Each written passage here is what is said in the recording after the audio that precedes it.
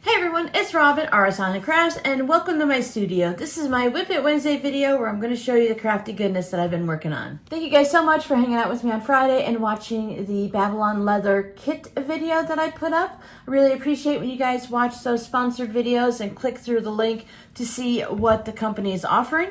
I had a lot of fun making this bag. For those of you who haven't seen the inside,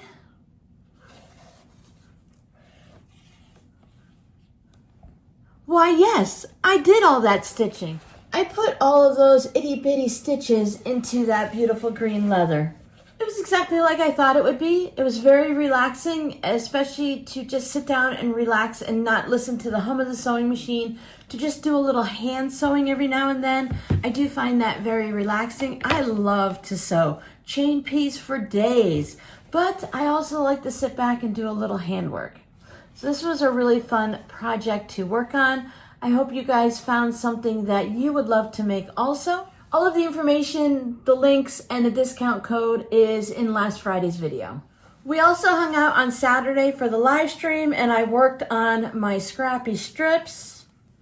I made 4 very simple yet boring white strips, but I do have a plan for them. I know I haven't shared the plan yet, and it's terrible to keep secrets, but it's formulating. I have the finished picture. I just need to see how I'm gonna get there, and there's just one little piece missing, and I don't think it's going to be very difficult at all. I keep it here in my little project bin. Now for my foundation, I am using the paper that comes on the fusible fleece when I purchase it. When you get batting and the different fusible fleeces and interfacing, it comes with this like wax type tissue paper. It doesn't tear apart like a regular tissue paper. I think it's probably something you would see when they make like patterns for clothing and stuff. So it's that type. It's got all the directions printed on it. But I just happened to be looking at it the last time I bought fusible fleece, and I realized it's 5 inches wide and it would be perfect for doing my Scrappy strips. It's very easy to tear the paper off when you're using this type of tissue paper. Beautiful to sew on and very easy to remove. I have a couple more colors that I'd like to make. I don't see any aqua in here, so I definitely want to work on an aqua, and I have gray but no blacks. So I'm just trying to get a little bit from all of my Scrappy bins here so that I can have a bit of everything. So that can go back in the closet until I'm ready to work on it again. Over on Missouri Star Quilt Company's website, they are celebrating Chuck the Duck's birthday. Chuck's birthday is on the 24th, but from the 21st through the 27th, they're having a whole bunch of things going on for his birthday. I was told that there's going to be a lot of sale items going on. They've gone ahead and activated my affiliate links, so it's down below in the description box, and I'll also put it in the pinned comment. I really appreciate when you use my affiliate links because it really does help to support my small business. Now, in the past, Missouri Star has offered a discount when you use our affiliate links. They informed me that they are not offering a discount this time because they have so many things on sale and the discounts aren't normally piled on top of their regular sale items. As part of Chuck the Duck's birthday, we were asked to decorate one of the Missouri Star canvas tote bags. I saw a Mickey Mouse design like this on a plain canvas tote bag and I thought it was really cute. I think the applique probably could be a little bit larger, but they wanted us to use the Chuck the Duck template, so I just put a little bit of this on there. I used their hometown fabric, and I used the ones with Chuck in them, and then a couple of extra ones that just had the Missouri Star star, and then the iron and a jelly roll. But I wanted to predominantly feature Chuck the Duck because it is his birthday, and he is the mascot that goes quack quack at the end of their videos. I did use the no-sew Ultra Heat and Bond so that the appliques are just pressed on there and I didn't have to sew around them. I want to try again on a different tote and put appliques down that you stitch around, but I didn't want to take this tote apart because I would need to pop one of the seams to be able to get this under the machine. I think with my Juki, I might be able to get it underneath my machine as is. It has a large enough throat plate and the free arm underneath that I might be able to get it underneath, or at least if I keep the applique or the design a little bit larger and up higher, I might be able to free motion quilt around it. These totes are serged and stitched, but it really wouldn't be that difficult to pop the seam and then stitch it back up again. From what I've been told, the individual Chuck the Duck template is on back order, but it is also included within the spring template set 2, which has some spring themes to it and some Easter themes. I used the bunny to create this little jelly bean pouch. You can see me make this over on my Instagram channel. On the inside, I used this fun green polka dot. I thought that would be a really fun item for Easter. It's not shaped like an egg or a jelly bean, but I feel like the round pale pastel green looks really nice with it. So this will be going in the shop. I don't think I've posted it yet in the shop, so if anyone's interested, just let me know. Check out the shop. If it's there, you can grab it. Otherwise, give me a little nudge. What is in the shop is I did use the tulips from that spring template set 2, and I made these really cute zipper pouches. I love the way these turned out. Bright colored tulips are one of my favorites. And then this fabric reminds me of like picnics and checkered and gingham and plaid and all of those together. I did list them so that you can choose between a yellow tassel and an orange tassel, just in case anyone preferred one over the other.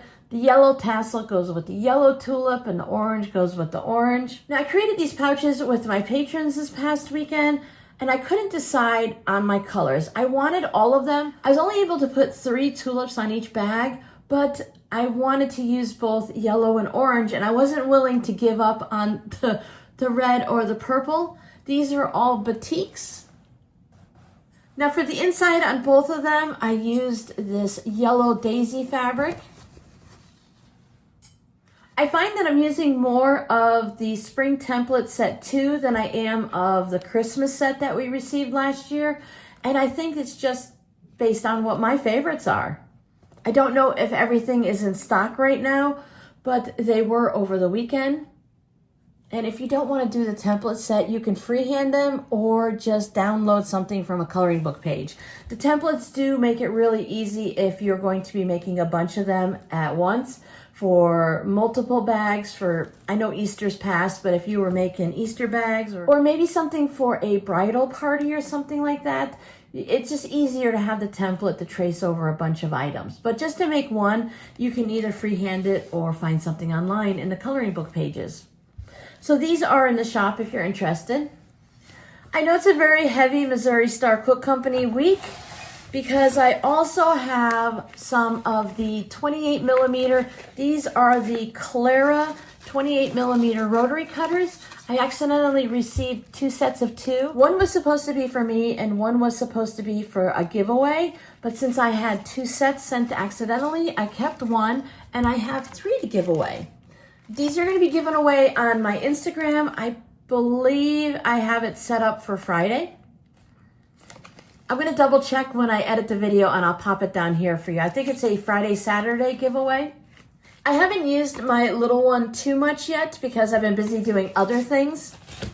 But I did test it out for a quick little video on Instagram, and I showed how easy it is to use a small cutter and just to make some semi-gentle curves. Mine aren't perfect. I think it's gonna need a little bit of starch and pressing to get some of these tighter curves that were a little bit more difficult to sew. When you have gentle curves like these, it's really easy to sew them just freeform without pinning them or anything. But when you get a little wild and crazy and you dip down like that, it does make it a little bit harder to sew everything. Now, I don't know what I'm gonna do with this yet. It could just become a pouch, but I think that's a little bit less fun than this. I might cut it and add some more to it, turn it into a mug rug or something. I don't have any actual plans, so if anyone would like to make a suggestion, I'm always up for it. It could be a very long pouch for knitting needles. And if that wasn't enough, once again, it felt like one of those weeks where I was going ping, ping, ping, ping, ping, ping all over because it was a 5 minute of this and 10 minutes of that and a little bit of this. But I did have some time Sunday evening after I got all the Instagram stuff done for the week to work on my earbud case pattern. Now, I use 2 different types of earbuds here in the shop. I haven't bought any of the Apple versions because it's really out of my price range for me just to be doing it here. I don't use it for a phone. I don't go running for miles every day or anything like that. And so I don't need anything. I just need something that's going to last 6 to 8 hours and allow me to hear the tablet when I'm sewing. So I have these. These are a little bit of a wider case because these are the ones that just sit on the side, on the outside of your ear like this. They don't actually go into your ear. I really love these because I don't like having something sitting in my ear all the time, and I haven't been able to find a size that really fits. Because I have tried different versions. So here is one of the ones that I've tried before. Now this one goes actually in your ear and it's noise canceling, which I don't need. So yeah, but they work for both of these sizes. I checked with my kids, and both my son and daughter, Justin and Miranda, they have the Apple ear pods or whatever they're called. And I compared the cases and they're about the same size. So I thought if I can make one that's kind of universal, it'll work. So this one does fit in. It's the wider one. Apparently it needs to be charged, but it does fit in there and it slides in and out really easy. It took me a few tries to get it to just the right size. And then I will have the flap that goes over, and then it's got the lobster clasp on it. So you can hang it from a key fob or your keychains or your backpack. I need to put the snap on still. And of course it fits the smaller version with a little room to spare. So it does have a little wiggle room, but that's okay. It's not gonna fall out once you close it and put the snap on. It'll also fit chapstick and anything else you might wanna put in there. I think for a crocheter or a knitter, it might be fun to put your stitch markers and stuff in here. I don't think I would hang it from my backpack or anything then. I'm not sure how well it would hold them in. You would have to test it out to see if they would slide out. But I think it would still be really good to keep it within like your notions bag or your knitting bag or something like that. You can hang it on the inside. A lot of times there's a spot to hang things inside knitting and crochet bags. And it would still be within your bag. Easy access to get stitch markers out, and I don't think anything would fall out within your bag. If it's hanging on your backpack and bouncing around everywhere. Some people have suggested that you can put your jewelry in here if you want to put your rings or a bracelet or something in there. And I think that would work good too. But again, I wouldn't hang that from, I wouldn't. You could, but I worry too much. I'm too much of a worrywart to hang this from a backpack or my key ring if it doesn't have a zipper on it. Now, one thing to remember, if you have keys that go in the ignition, you don't want to hang a lot of things from your actual key for your car because it pulls on the ignition and it can cause damage to it. And that's just something I was always taught growing up, and they're still talking about it. But if you have the click buttons and it doesn't, you don't have a key, like my little red beast, it doesn't, my car does not have an actual key. It has a key inside to unlock the door, but it has the key fob. So that would be okay to hang it on there, and then you can put it in your pocket or your purse or whatever. So I have worked on a few of them because I was testing out different things and, whether or not I can sew a perfect curve, and the answer would be no, not always. Where do I want to have the key ring hanging from? I think I still wanted to go just, you can see it on this one, just a little bit higher up, but it's not bad from there either. And I'm only talking like a 1/2 inch difference. This one I have a little bit further down, they're all going to work the same. And I also had to decide where to put this. It's, as you can see, it's all one fabric, so it's just folded up. So I needed to figure out all of those numbers, and I think I have it. And then I had to figure out also like where to put my name tag here for my business. Where's the snap gonna go? So I did use some of the Missouri hometown fabrics. So we have some ducks. It doesn't say Chuck the Duck. So if you don't want to have Missouri Star branding, but you do like little ducks or little chicks, I think that could probably go either way, but they are ducks. More the Missouri Star hometown, so you could see their star and then Chuck the Duck, but it does have a whole bunch of sewing things. For this run and all the ones I still have to go, I am just putting white fabric on the inside. I think going forward, I might try to put something a little more fun in there. When it's closed, you don't see too much of the lining fabric, except you can see some along the edges. But I think overall, it works out really well. Oh, and I did make an oopsie. This one has the clip, the lobster clasp on one side, and the rest of them have it on the opposite. I wanted it on the left, but that's just because zippers go on the left. I don't think it really matters what side it goes on, because it's on a swivel anyway, and it's going to do whatever it wants to do. These are not in the shop yet, but if you did see something you wanted, as always, you can call dibs on it, and I will get it listed for you. These are going to be listed all in one listing, and I'll do the thing that I've learned how to do now, which I always feel great when I learn something new on Canva, to put the different letters so that you can just choose A or B or C or D or whatever it is, A, 1, 2, 9, 12, and then I don't have to worry about trying to name each one something different and putting up an individual picture for each and every one. I think it's nice to have all the options in one listing so you could see all of them and choose which one you want. So your Scrappy word for today will be flower. Do you have a favorite flower? I love flowers. I don't necessarily have an absolute favorite, although I do love tulips and sunflowers. So if pushed, I would say tulips and sunflowers, but I love African violets and roses and coneflower. Anything that grows really tall is always fun, and I do love wildflowers. So please pop over to my Instagram and check out the videos. Oh, the videos. I have to apologize. When I was doing reels before for Instagram, I would just film the video and pop up the reel, no problem. But then people got into my head and they started saying on how we do YouTube this way and we do Instagram this way, and now my Instagram has black borders. So I'm gonna try again. Now this week's are all the same. They all look wrong. My apologies. I am working on improving them, but just like with sewing, if you don't do it and you don't know how to do it, it's not gonna be perfect the first time. Or if it's perfect for the first time, in my experience, it's not perfect the second time. So I'm gonna keep practicing.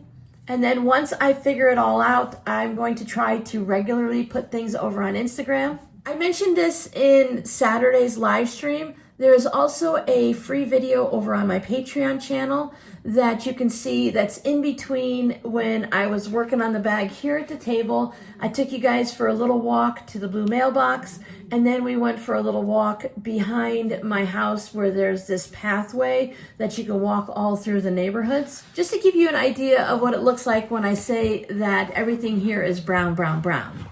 Now, I read something recently in a Facebook post from the Surprise Facebook group, and now it makes total sense to me because they said that they have all of these rules because they don't want to change the look of the desert, that this is the natural look of it, and if they were allow people to have blue and red and green and yellow houses and orange and whatever color they might choose, it will take away from the natural look of the environment. And there's still a lot of wild animals here. I know there's coyotes and of course the lizards and the birds and whatnot. So they're just trying to keep it natural. Plus, depending on what color you paint things, if you do color something black, someone had painted the inside of their cement wall all black, and then they took a heat gun to it, and the temperature is actually hotter around the black wall and in their backyard compared to their neighbors who just has a brownish grayish wall and AstroTurf. Now we all know that the black asphalt on the road is hotter than just walking through grass and whatnot, so it does make total sense. So I get it, but I still miss my Florida vibrant, colorful, in-your-face colors, because that's what that environment is. Sometimes I just need to know why something works the way it does, and then I'm okay with it. I still like my bright colors though. I haven't planted any flowers here. I don't know if tulips, I think they grow here. I hang out a lot on Instagram in the Arizona places where they show different things, and I'm sure somewhere has some pretty flowers. I know some of you have some amazing gardens here in Arizona, so I know that they can grow. I just haven't planted bulbs to see how they do here. So I hope everyone had a wonderful weekend, whether you were getting together for Easter, or you hung out with me during my live stream, or you just spent the day sewing or dropping things. I'll see you guys in the next video. Bye.